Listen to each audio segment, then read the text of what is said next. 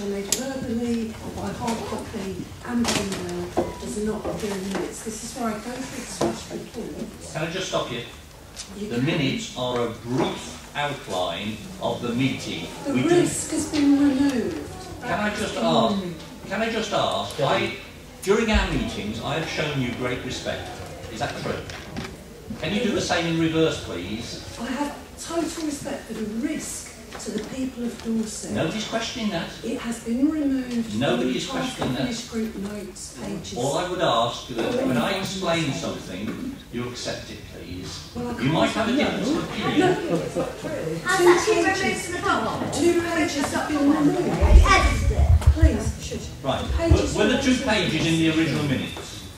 The 2 pages... Were the 2 pages in the original minutes? The answer is no, so they haven't been removed.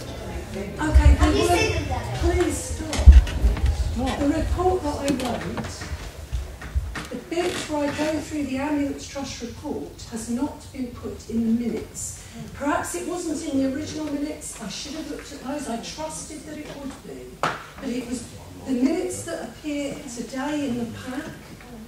The whole section where I deal with the Ambulance Trust report does not appear. I wrote a 5-page statement and 2 pages of it are missing. And it is all about the risk in the Ambulance Trust report. It's not in there. Filmmaking.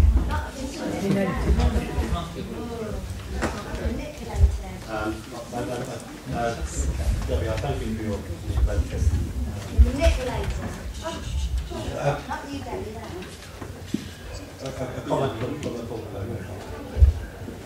Ladies and gentlemen, I have the portfolio details prepared, and I was an observer at all of the meetings.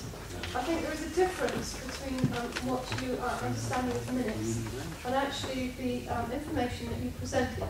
So today, you have all presented, or 11 of you at least, have presented questions and a statement to this committee. Those statements won't be part of the formal minutes, each and every one of them. There will be a placing written by the clerk. That's how minutes work. And I think you need to understand that. That's the difference between what happened on the day and what happens in the minutes. It's not the same thing. Why? Because otherwise you would have probably in the region of about 1,000 pages for each agenda. So that is why minutes work. That's how it works. The information has been received by all the people. I was there. And why can't you do a page of the statement? Madam, Please. Wait, Josh, please, could you let the councillor finish? I'll go to the toilet, it's okay. This is so silly, I'm going to probably I'll stay. Thank you. So I think for clarity, that is what the minutes are about. But I can assure everybody in the room today that Debbie's statement and all of the information that was in, I've still got a copy of it at home because you presented us first when we were at the fire station. All of the people who are on the working group had that information, but that is not how the minutes are presented. So I just wanted to clarify that today. I just need to say that while the first 3 pages Debbie. have been summarised, the last 2 pages, which is on the Ambulance Trust report, the risk in the Ambulance Trust report has not been mentioned. The whole of the last 2 pages is not mentioned in the notes. We need now to move on. I can assure you that. Information. I'm not going to respond to you now. Why? Oh my God, we moved that lady. Councillor Ray Bryant. Thank you, Chairman. No, I'll leave it on there for small time, all right. Right, the Task and Finish group was formed to enable us to look at what was proposed by CCG and what was the comments from the residents. We have spent a lot of time listening and learning from both sides. That was the point of the Task and Finish group. You were all given, both sides, freedom to say whatever you wanted. There was no restriction on time placed on anybody. And I think we have achieved a great deal from those meetings. And I thank both sides for their openness and their honesty on what they felt and what they thought we should be doing. We first met with the residents of the area on the 22nd of August, and from that we collated a list of questions that were based on the information that you had given us. Those questions were then forwarded to the CCG for their response. They came to us with some of their answers, many of which we understood, some of which we queried. But that is the progress of the Task and Finish group. Having had those two meetings, we have ended up with a situation where some of your fears, which I believe were founded at that time, have been explained, and we probably feel a little bit more relaxed on some of the issues. But I'm going to pick on a couple of areas, like the ambulance time to get to Royal Bournemouth Hospital. We have a situation at the moment, and it's known by everybody, that there are major roadworks on the A338, and I've read in the press and I've had emails where people are very concerned that that is causing delay on access to the hospital. The reason the roadworks are taking place is to ensure that in the future access to the Royal Bournemouth Hospital will be a lot quicker. And if I trace it back, we as a council have organised roadworks that start at West Harley, they go through Chapelgate, they go through Herne Roundabout, they go to Blackwater Junction, and they end up joining up with the A338, which will actually improve the time that it will take for an ambulance to get from point A, over in the west, to point B, which is Royal Bournemouth Hospital. Those improvements, I am led to believe, and I believe it's been worked out, will actually improve travelling time by several minutes. I, like you, have concerns as to what is a potential danger.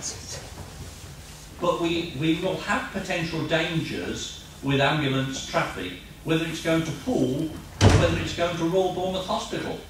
Because if I go from the north, which is where we have to look, and let me tell you, we have to look at this from a county perspective.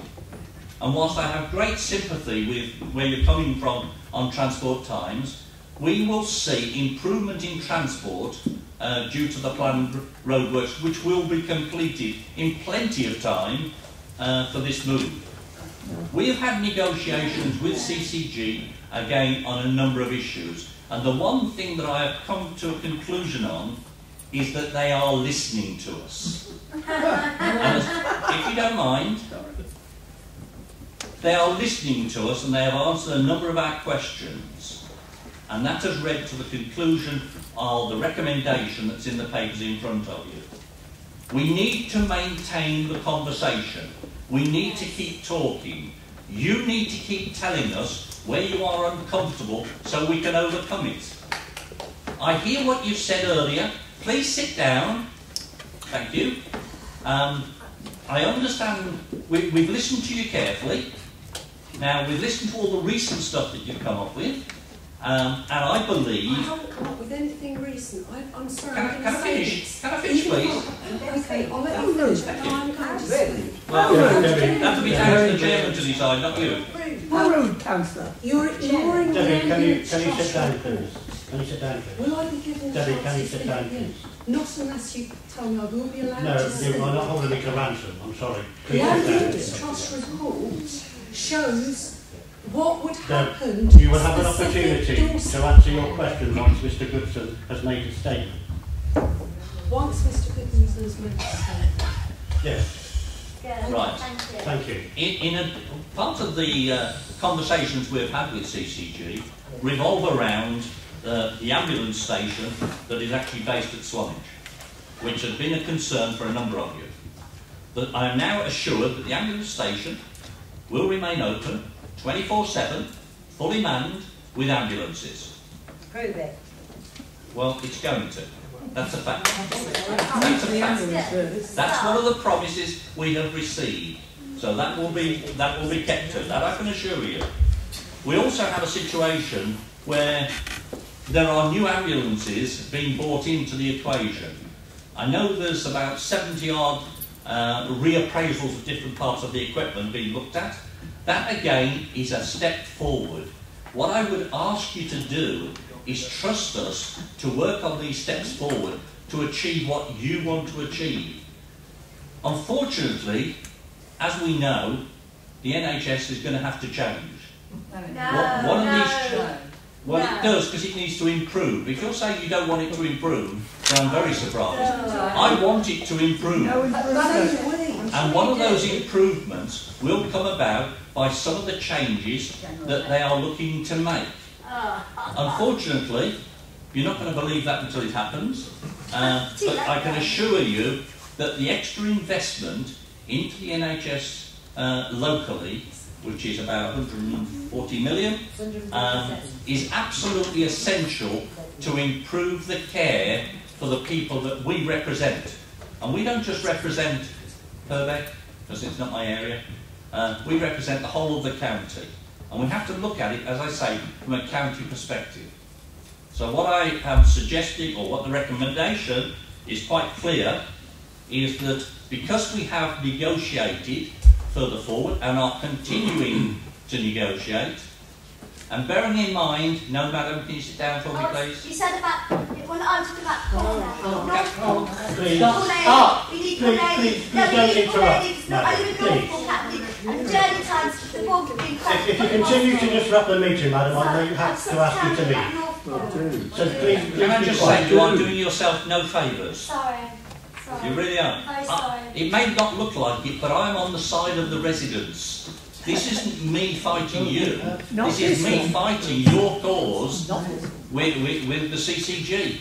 We want the CCG to do what is right. Thank you. We are fighting your cause on your behalf. If this goes to the Secretary of State, based on the fact that you lost the judicial review, he will look at the judicial review and I can tell you now, we'll make the same decision. It is far better that we negotiate with the CCG locally on your behalf. Now please accept that and work with us on making sure we all win. Fighting me is going to achieve nothing. How do we do Nobody that? trusts you. I'm listening. Well, that's very unfair of me, madam, but I'll discount that comment. What do we do? Can I just speak?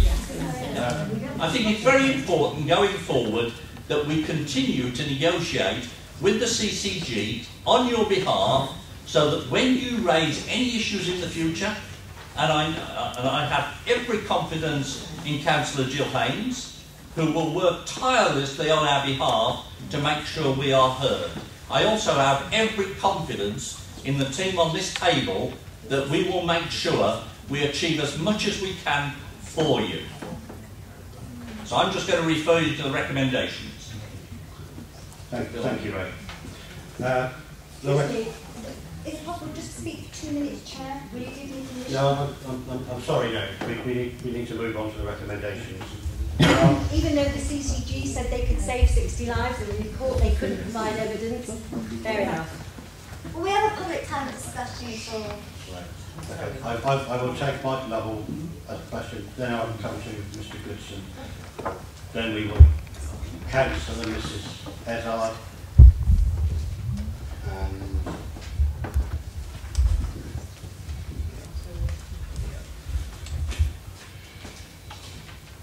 could I just take those in order again, please? So you have Councillor Lovell, Councillor Ezard, Councillor Ireland, sorry, and Councillor Reid. Right. Second.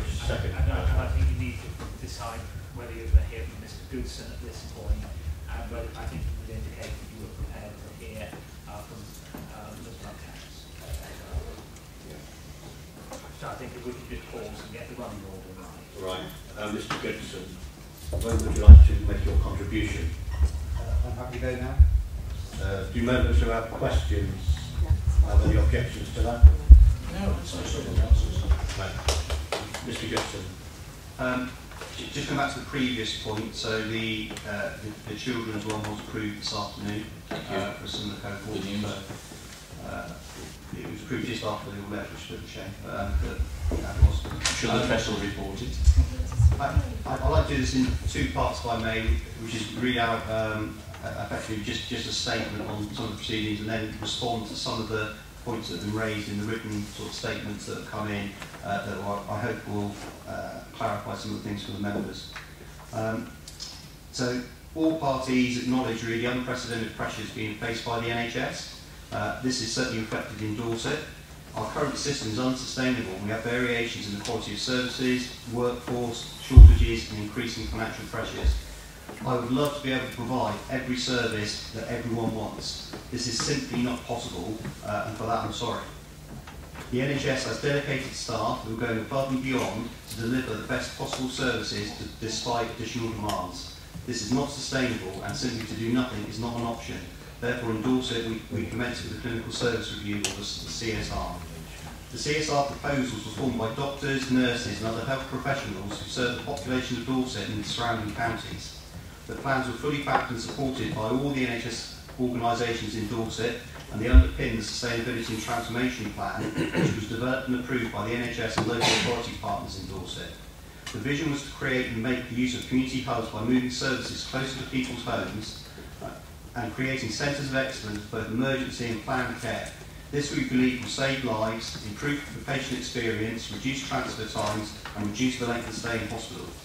The CSR is a long-term plan for the NHS in Dorset. The decision will not change services overnight. It is an evolutionary process that will ensure current levels of service are maintained until the new services are safely in place. Before we went to consultation, our plans were scrutinised and went through a thorough assurance process by NHS England, which has included 2 external review teams, 2 clinical senates, the NHS England Gateway process, 2 national oversight committees, 2 national investment committees and a Royal College review, as well as the various joint scrutiny committees and the various OS committees and presentations to members across the county. The consultation itself was awarded best practice by the Consultation Institute, and when challenging the High Court through judicial review, all 7 grounds were dismissed, and it was very clear from the judge that we had followed the correct process. Following on from the consultation, we undertook further work with the Ambulance Trust, with Dorset County Council regarding the emergency and non-emergency travel time to seek further assurance. It is important to remember that currently when people are seriously ill or experience trauma or injury, they are already taken to the most appropriate hospital. For example, if you have a heart attack and you live in Purbeck, you are taken to Royal Bournemouth Hospital. If you suffer a major trauma or a seriously unwell child, you will be taken to Southampton. The focus of the CSR has always been about getting the patient in the right team at the right place the first time to get the best clinical outcome and the best patient experience. By having a dedicated emergency care centre and combining our A&E consultants on one site, we will be able to achieve our ambition to have 24/7 consultant-delivered services, which we don't currently have in Dorset. In one single year, 33,000 patients will currently attend Bournemouth and Paul's A&E where there is no consultant on site. The current study by Sheffield University, who after studying the closure of 5 A&Es or their downgrading departments, concluded that overall across those 5 areas there was no statistically reliable evidence that the reorganisation of emergency care was associated with any increase in mortality. They studied that for 2 years after the closure. I appreciate that the process has involved some difficult conversations and some local residents are concerned about some of the CSR's decisions. These concerns were raised during the consultation and I've met with a number of local residents and groups representing them. This included the Save the Kingfisher Ward, Please Don't Axe Paul's A&E Department and the Shaftesbury Save Our Bed campaign. This has led to a number of the original decisions being revised and members of those groups becoming involved with the implementation stages of the proposals and even governance of the trusts that they affect. It is disappointing that CCG has not had this level of engagement with Defend Dorset, who have chosen not to meet with us but rather take their concerns directly through judicial review after the CSR decision was made. This has been a considerable cost to the public purse. We very much hope that we can continue to work with local communities and their elected representatives to influence the implementation of the local services, many of which do not involve buildings or large capital investments. A good example of this is the reference group in North Dorset that brings together a wide range of representatives to inform and test out how to develop community services in Shaftesbury, Gillingham and the surrounding areas. There were 23 separate decisions made by the CCG. I would raise it with members here, are we really considering, or are you really considering referring all 23 of those decisions and asking the CCG not to move services closer to people's homes, not to accept the £147 million capital investment that has been allocated to Dorset, to reverse the recent decision to invest £13 million into community services, to unwind the post-consultation proposals for Shaftesbury Hospital beds and the Dorset County Maternity and Children's Ward, which this committee was very pleased with at the time. I would further point out that the CCG is made up of people who live in Dorset. We work for the NHS, and we and our families and loved ones use the local NHS services. We care passionately about the local NHS services and have a vested interest in ensuring that local health and care services are provided with the best interest of the local people in mind. We want to ensure that the high quality services are in place for the current and future generations. In this respect, we share the same goals, and we look for your support to meet the incredible challenges that we are going to face in the coming years. There are no easy solutions to ensure that we have a sustainable NHS in Dorset, and we need to work together on this. We genuinely believe that the CSR decisions will lead to better services and better outcomes for patients, and as leaders of the NHS, we have to stand up, be courageous, and make the difficult decisions required to do this, even when they are unpopular. So that was the statement that I wish to read out to you. In terms of some of the public questions and the points being made, I'd just like to go through some of the responses on those, but I simply don't agree with some of the points that have been made. So it is simply not true to say that we grouped Portland and Weymouth together with West Dorset as part of our consultation results, and that we did not disclose this until after the CSR decision. The results were split into 12 geographical areas, including Weymouth and Portland. This was presented to the Joint Health Scrutiny Committee. It's on our website and had considerable media coverage. I have the reports here this afternoon if you wish to look at them. You may even recall the various presentations and the diagrams that we showed there, which clearly show Weymouth and Portland for every single question having its own set of results, both from the residents and with the Residents 1000 survey and the Open survey. So to that point, I think it's completely erroneous to do that. We have never said that there is a loss of life that was within acceptable parameters. The beds that have been closed at Portland, the 16, have now been opened at Westhaven. Similarly, the 22 beds at St Leonard's in Fernland have been moved and been opened at Royal Bournemouth. I would like to remind everyone that Dorset County Hospital will still have a 24/7 A&E department, and it is our intention to retain the consultant-delivered maternity unit and overnight children's ward.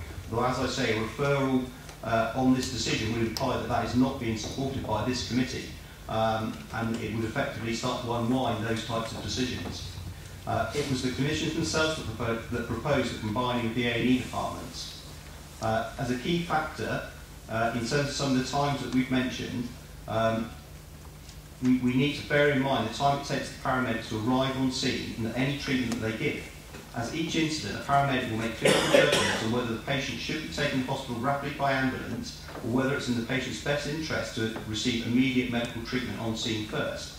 This may include giving life-saving medicines. Many of our most urgent Category 1 calls will be cardiac arrests or heart attacks, where the paramedics will spend a significant time on scene. Evidence shows that the patients have the best chance if resuscitation is provided for as long as necessary on scene. Such patients will generally only be taken to hospital when their heart starts beating again.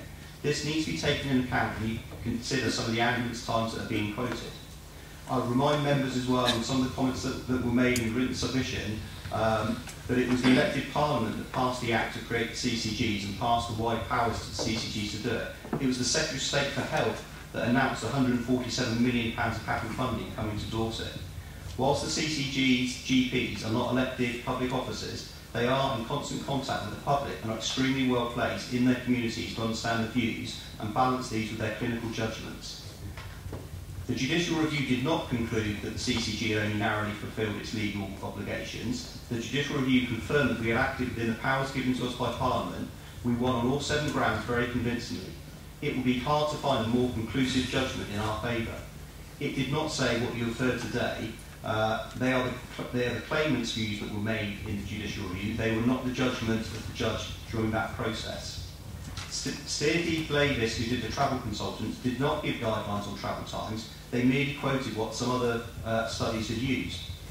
Their travel time analysis actually showed that ambulances should be able to reach an A&E from anywhere in Dorset within 40 minutes travelling under blue light. The travel time study has shown that 71% of patients can get to an A&E in Dorset within 20 minutes, 94% within 30 minutes, and 100% within 40 minutes based on the proposals we put forward. It is important to remember that people who live and stay in Dorset will continue to have access to all A&Es within the county, including Dorset County Hospital, and those at neighbouring counties such as Yeovil, Salisbury, Southampton and Exeter. The numbers you're hearing from some of the groups is one example where those other A&Es did not exist, and therefore Poole was the preferred choice. When they come back in, more people can get to Bournemouth under those conditions. There will still be 24/7 urgent care centre open at Poole as well. The ambulance service will take the patient to the most appropriate hospital to manage their condition. This isn't new. We've been doing this for over 10 years. If you, as I say, if you have a heart attack at night, you will be taken to Royal Bournemouth for specialist treatment, regardless of where you live. It needs to be remembered that the total time incurred includes the time before calling an ambulance, the time for an ambulance to arrive on scene, the treatment time on scene, which could be considerable as the paramedic will wish to stabilise patients before they travel anywhere, the time taken to take to hospital, the handover at the hospital, and the time taken before the treatment will actually be at the hospital. This is why just the focus on the extra time taken between Poole and Bournemouth, or from going to Dorchester rather than Poole, needs to be taken in that overall context. In terms of some of the specific questions on the further care in BH19, between November 16 and December 17, the average time taken for a call being received and the response arriving on scene for a Category 1 ambulance was 8 minutes 34 seconds. Could you wind up? The average time taken for a patient then to be transferred onto hospital was 37 minutes 29 seconds, and that's the information that came from the Ambulance Trust. Thank you very much. Thank you. Debbie? Thank you. It is within, not my gift as such, but I am allowing you to ask your question. Thank you. Could you keep it civil, please? I need to respond to several of the points raised. Mr. Goodson just said that we can all get to A&E within 40 minutes. This is a presentation that the CCG gave to Purbeck District Councillors in November last year. This is one of their slides. It shows that it's 47 minutes to Dorset County and 57 minutes to Royal Bournemouth Hospital. This is the CCG's own slide from their own presentation. It is not true. The Steer Davis believe guidelines that only came from somewhere else. I had the forethought to bring them with me. So they're on there, and the times, that's the Dorset County one. The other page is the Royal Bournemouth one. So Dorset County one shows 47 minutes. That's not in rush hour. The fact that it takes 1 hour 43 minutes on average from a Category 1 call over the period of November 2016 to 2017 is in a Langton Freedom of Information Act request reply from SWAS, which I also had the forethought to bring with me. So I need to find it in this pile of information from Langton, but I can find it in there. And then the crucial issue is the Ambulance Trust report. This is what is being avoided. I also brought that with me. It says on page 2, the modelling included a review of patients who may have to travel from the hospital to identify cases where they were business days on the 1st of September. The clinicians asked for more time and access to the patient's hospital, and that assessment has never been completed. Within the Ambulance Trust report, and this is what was missing from the minutes of the Task and Finish group on the 22nd of August, there are tables of adult cases, maternity cases and paediatric cases, and the question asked to identify these cases was, will there, if Poole A&E and maternity was not there, how much longer would these people who actually went to Poole A&E and maternity by ambulance January to April last year, if Poole A&E and maternity was not there, what would have happened to these people?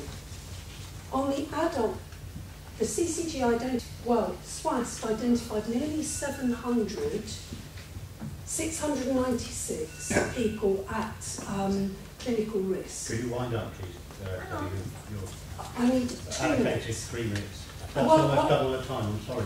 Okay, well, I'm sorry, I'm not going to, unless you physically remove me, I'm not going to not talk about these things that have been removed from these reports. We'll stop the meeting. It says yes, Meeting there is is a clinical risk. Thank you. See the figures. There are 27 adult cases here out of 150, but the actual pool was 696. There is a clinical risk, according to SWAS, potential harm. It says yes in a whole range of the columns.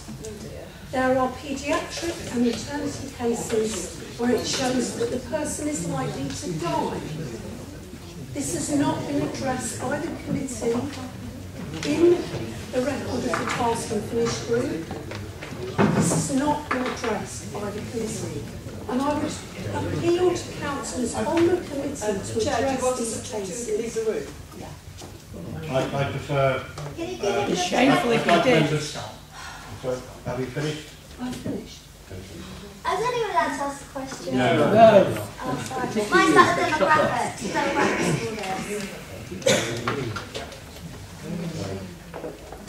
The meeting can now be resumed.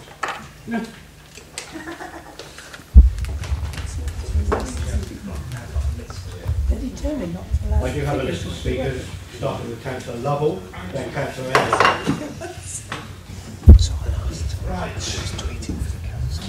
Just so that you know, I was here for 12 years as a county councillor up until 2017, and we've had this going on with CCG over changes and things for.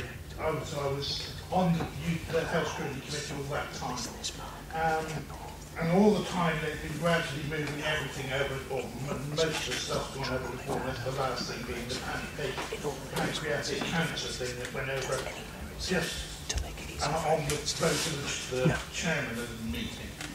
Anyway, my argument has always been that Bournemouth Hospital is in the wrong place. Its catchment area is half in the sea, and it's on the wrong side of Bournemouth and Poole. It's possible to have had Poole as this trauma unit, and I think that was the way they should have went, because you'd have had more people, you'd been much closer to the people in the rest of Dorset. I had to go to Bournemouth the other day for a meeting, and it took me Just pertinent to the... 1 hour 45 minutes it took me to get there. That's great. Can you please be quiet? Sorry, I'm picking you up. Sorry. It took me 1 hour and 45 minutes to get there. Admittedly, there were some roadworks, but it is, in the summer, it is very difficult to get around in the area, especially with all the holiday makers and everything else. And to be honest, I mean, in an ideal world, we'd probably build a new hospital in the middle of on the northwest side of Poole and Bournemouth, but that's not going to happen. So I don't see why you couldn't have had Poole as the trauma unit. It's the other way around. I believe that this is going to mean people dying, and I don't like it. Thank you, Councillor Lovell. Councillor Mrs. Ezard, please. Thank you, Chairman. First of all, I would like a recorded vote on the task and finish group recommendation, and I would like clarification if it's possible to have a recorded vote. In reference to your first request, a recorded vote needs 5 members to agree with you. A total of 5 to agree with you. Who else would agree with me? The recorded vote on the Would you like task me and to ask the finish. question? Sorry. Would you like me to ask a question? Yes.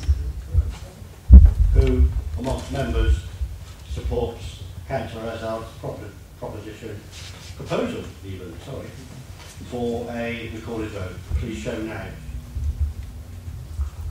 1, 2, I'm actually happy with this. I think we all. We're not hiding anything.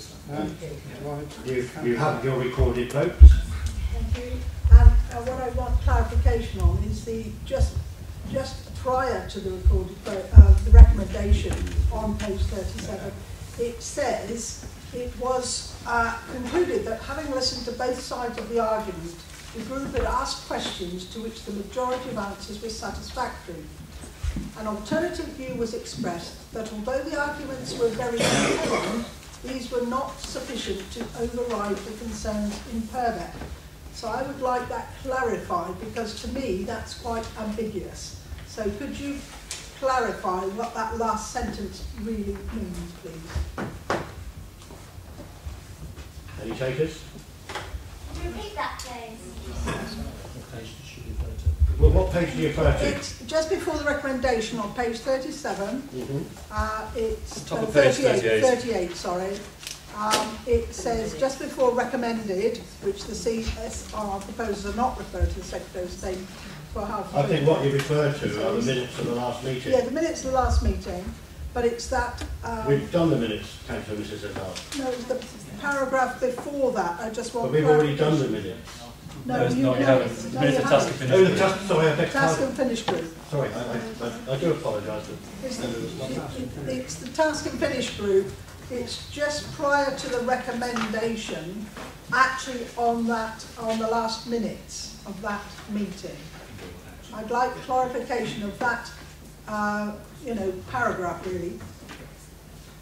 Chairman, that was an individual member of the task and finish group who did not agree with other members of the task and finish group and asked that a dissenting view be recorded in the minutes. So that's the view of one member who disagreed with other members of the task and finish group. And we've done what that member wanted and recorded a sort of dissenting view in the minutes. I might add at that point, the word "it's in the minutes," "it's in the minutes" was put into my ear, and I thought my colleague to my left was referring to the original minutes of the meeting. I beg your pardon. Councillor Ireland, please. Thank you, Chairman. I'll try and be as brief as possible. Thank you. A couple of minutes probably. So I'm not going to repeat what everybody else has so eloquently conveyed already. I was a member of the task and finish group, and I would like to commend Councillor Bryan for the way you conducted it. I only attended the first one, but I thought it was very clear. Unfortunately, I wasn't able to attend the one at which the CCG, SWAT, etc. were present. Where I have, however, listened to 2 hours of the recording. I haven't heard anything new in that recording that would change my view. Everything I heard has been said before or written down. The recording, however, didn't record the deliberations at the end, which 4 of my colleagues, I've been assuming, were present. So I've had to rely on the minutes. As Beryl has pointed out, Councillor Ezard has pointed out, there was a dissenting voice, I noted that. And I also found it quite bizarre that one of the reasons for not recommending referral was to quote the judge in the judicial review who used the point that we hadn't referred as a reason for not referring ourselves. It's like recursive and bootstrapping. It's rather bizarre. And for anybody who's been paying attention, we have been discussing this ever since last November. And last November we did resolve to refer. In the end, we're a rural council and we don't represent people of Bournemouth Pool. I appreciate the CCG do represent people of Bournemouth Pool, but come next May, we'll be the Dorset Council. Nothing's going to change other than the fact that the residents of Christchurch can be dragged unwillingly and democratically and be annexed into Bournemouth and Christchurch, Bournemouth and Pool against the wishes of its residents. But all the councils, many councils in our own area have requested that we do refer to the CSR, to the Secretary of State. And I believe we should listen to them and do so. The CCG in the end is actually an unelected body. And the public can't actually vote them out. And we are the democratically elected representatives of the Dorset County Council, and therefore we are the only recourse they have against the flawed outcome of the CSR. So I believe that we'll be failing in our duty, and we do have a duty, as we pointed out several times, it was pointed out on the radio this morning, to represent our people if we believe the outcome of the CSR is to the detriment of our residents, and it certainly is. So I would like to make a counter proposal that this committee, without further prevarication, resolves to refer CSR outcome to Secretary of State. Thank you. You can. Chairman, I think that's a straightforward negation of one of the recommendations in the report, and so I think the answer is not to move an alternative motion, but simply to vote against what is in the report.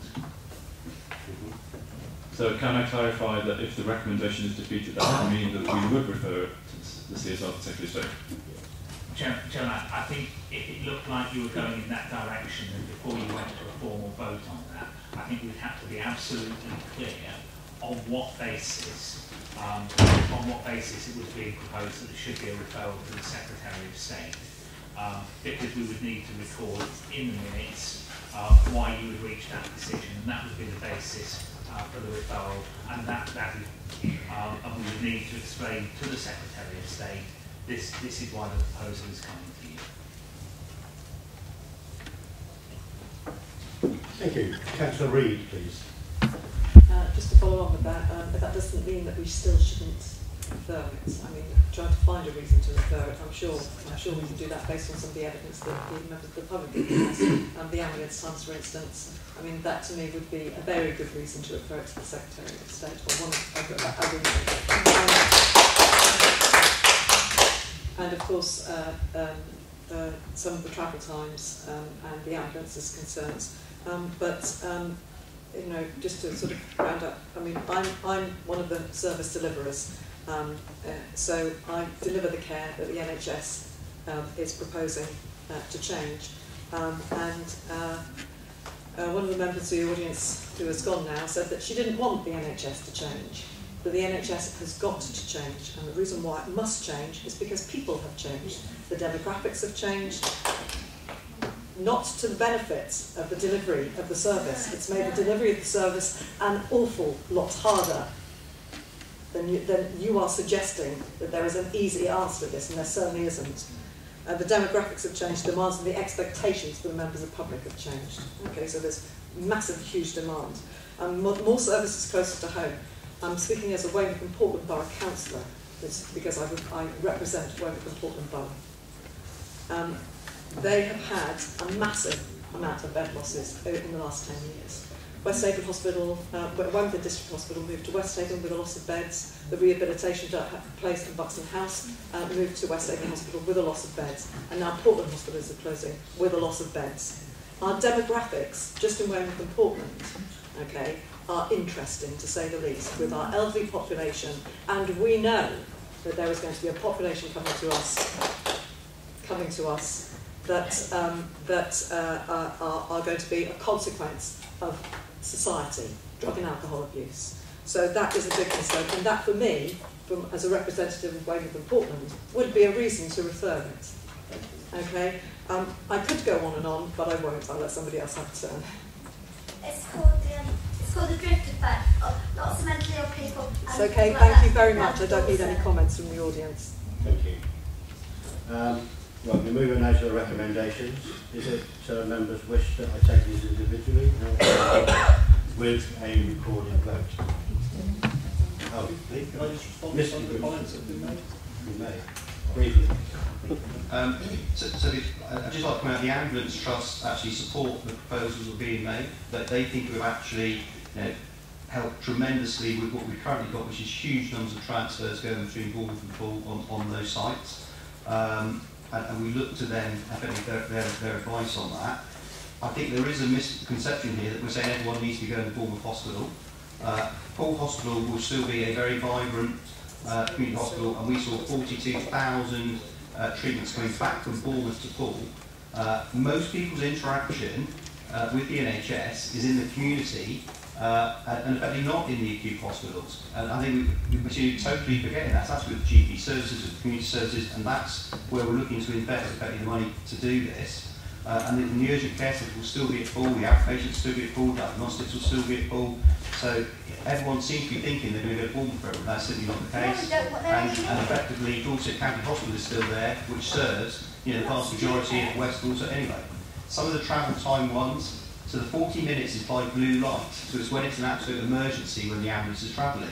I'm sure everyone's got a smartphone. Go on your Google Maps, select somewhere in Dorset, then select the nearest A&E, that could be Yeovil, Salisbury, Exeter, County, Bournemouth, put in the distance by car, take about a third off, because that's what you'll get under a blue light ambulance going through.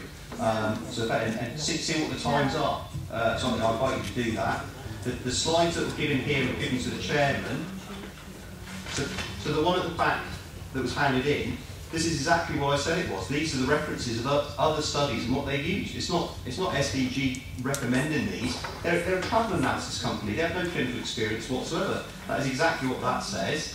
I believe these are the non-emergency times, and we've been focusing on the category 1 stuff, which is that the 1 hour 47. If you treat on scene, it's going to extend it. If it's not an emergency, they won't be going blue light, so it will be longer. In terms of the point made about Bournemouth Hospital, I wish Bournemouth Hospital was somewhere else as well. It would make it easier for ourselves to do that. So I totally get what you're saying about Poole. I think at the start of this process, I would have loved Poole to be in the emergency hospital. I think everyone thought that was going to be the case. As we went through it and looked at the hard cold facts in it, and we put them in consultation documents, I won't repeat them now, but they're all listed there. The Bournemouth site is future-proof, and we can do it on that site. It became less feasible to do it on the full site. Okay. I think, I know now, I'm not even sure it would be feasible to do it on the full site. But I accept what you said there. The JR to me did feel like a recourse. So saying there was no other recourse, it felt like that to me.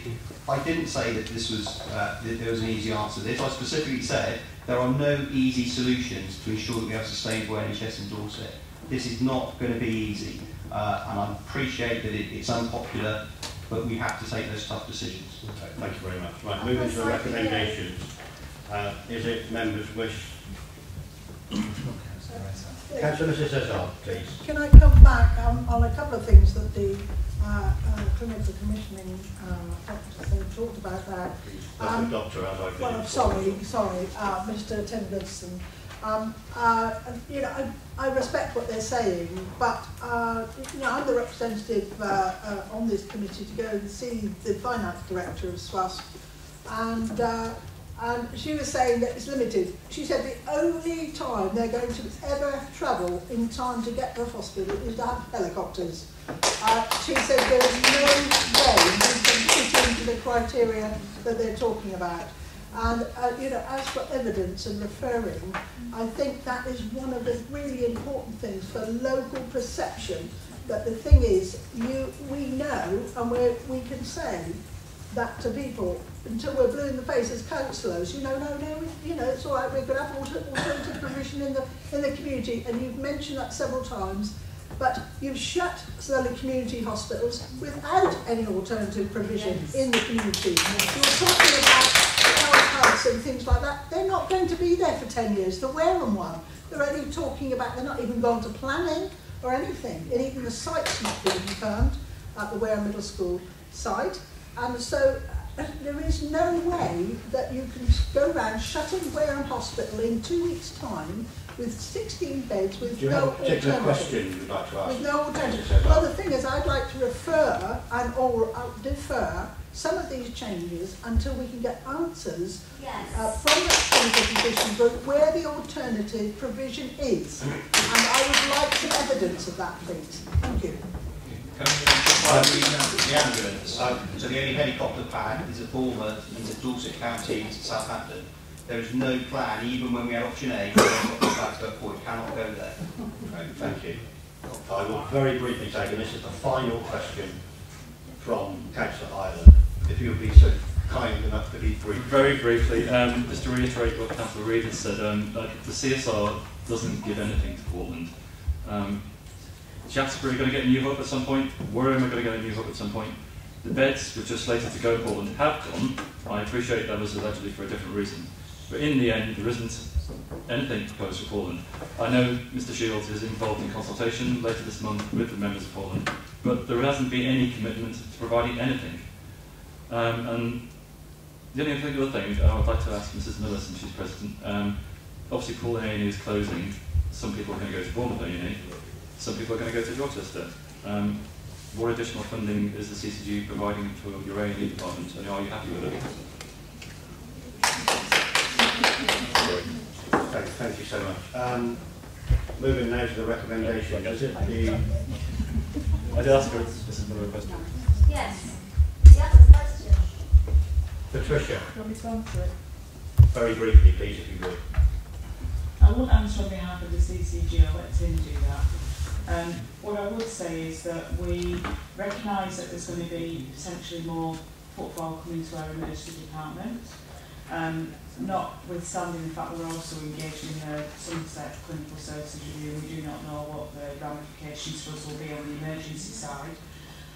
We have recently put forward a capital bid to NHS England to extend our emergency department on that basis, and we're expecting to be informed of the outcome next month. We need to defer then, do you know? It needs to defer. Thank you, Patricia.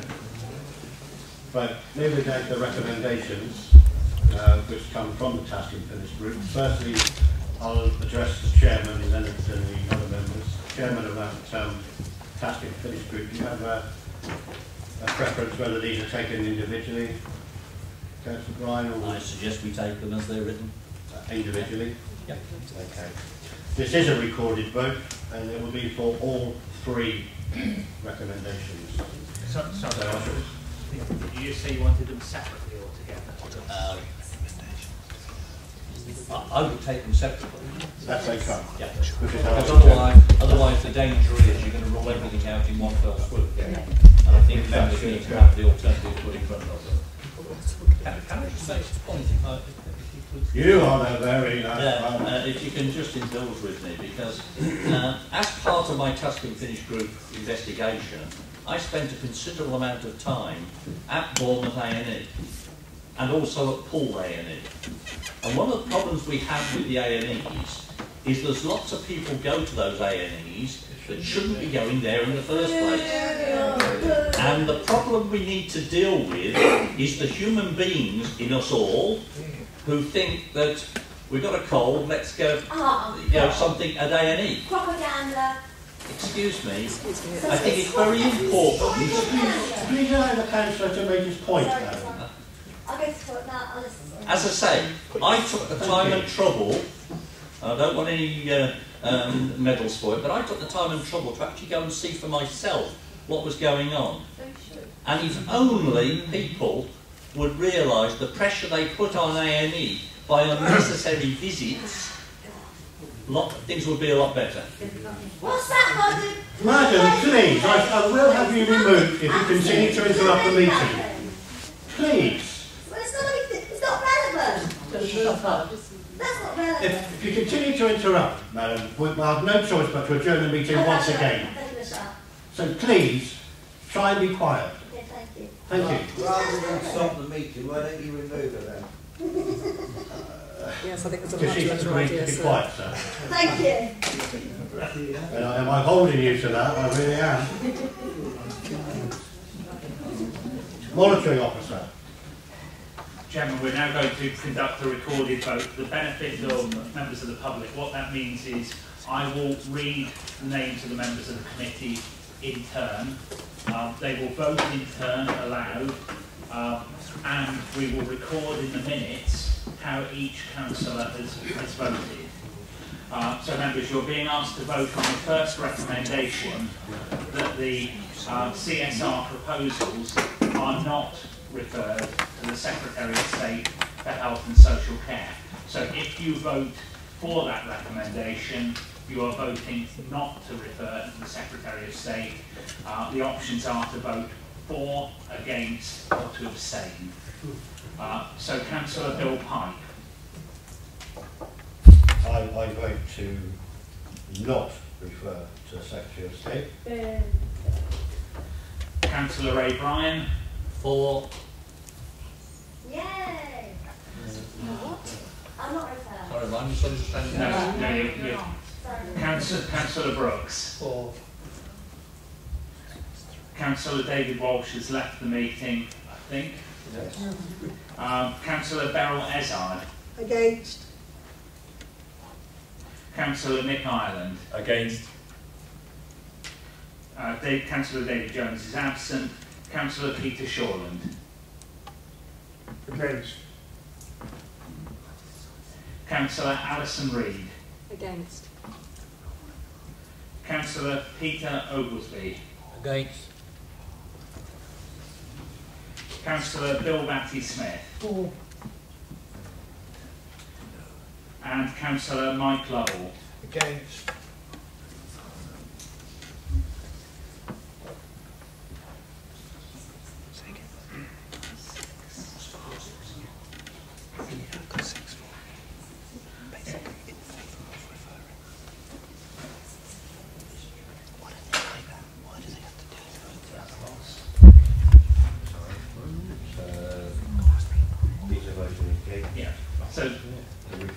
So, Chairman, four members voted. Four members voted against the referral. No. 4 members voted. 4 members voted for the recommendation. No. Yeah.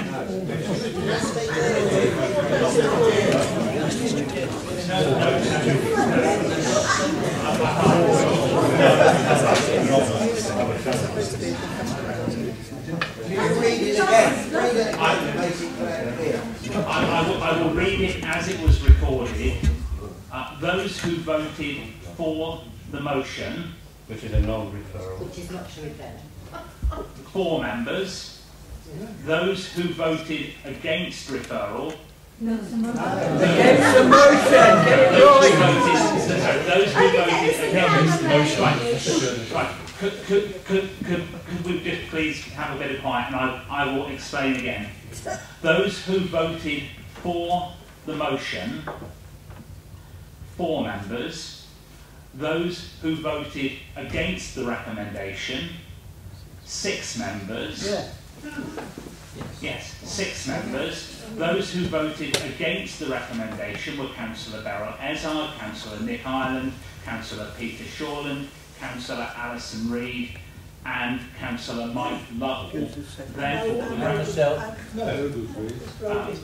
and Councillor Oglesby. Therefore, the recommendation not to refer is lost, and so the clinical commissioning group's proposals stand referred to the Secretary of State. Yeah.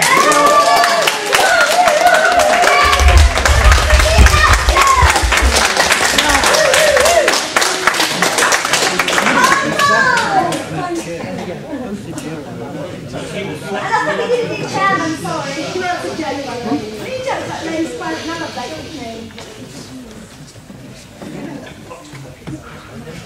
Right, as chairman of the task and finish group, as chairman of the task and finish group, I have to confirm that we live in a democratic world. The vote has been taken, and unfortunately, it is now likely or will be referred to the Secretary of State. I really would appreciate you being quiet. This is stop for a minute. This is a very, very serious issue that we face.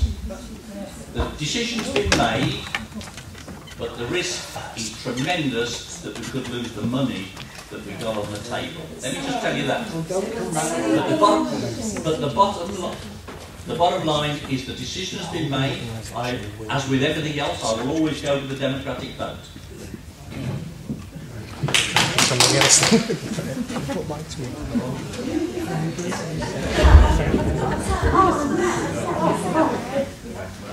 The second recommendation with members prefer to take 2 and 3 by show of hands. Yes or no?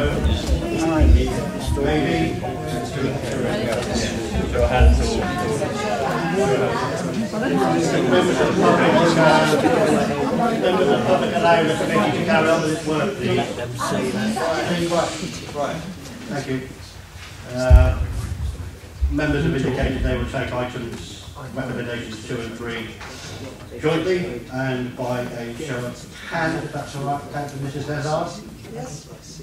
Can I just ask, Jonathan, is there any relevance in minutes 1? It's the first decision that's been made.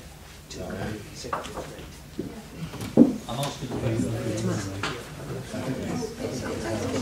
Yes, it is relevant.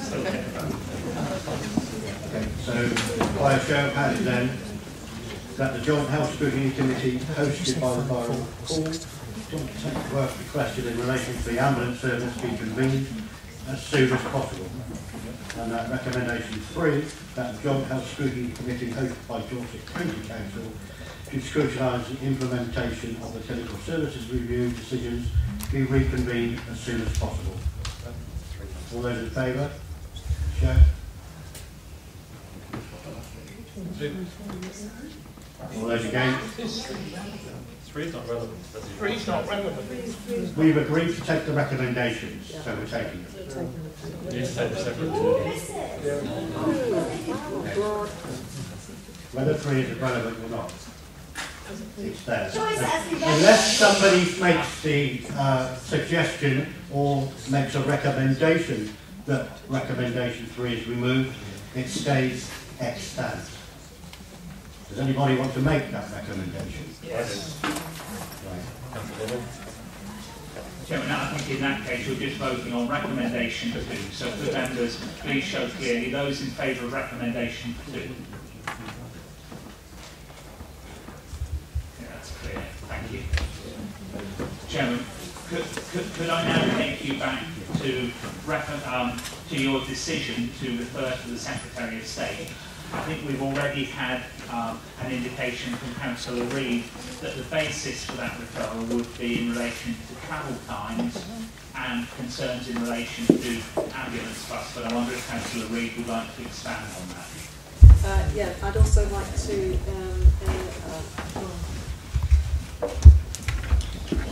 no, can somebody else expand on that? Can somebody else sort of help to sort of form a recommendation? I'm just trying to think of the words. I'm going to have to just take some time to think of those unless anybody else can think of anything. If you have to take the time to think about it, we can come back. Okay, thank you.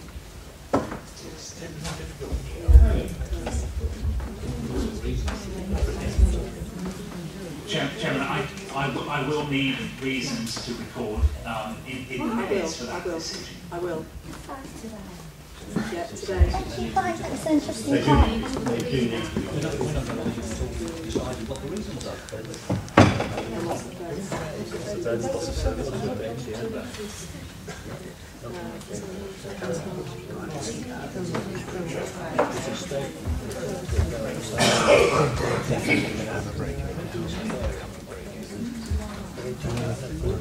We are going to take a 5-minute or so break at this point.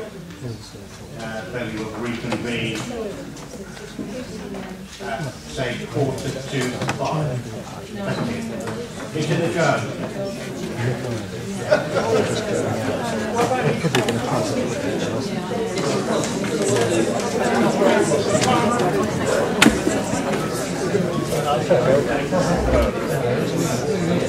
Meeting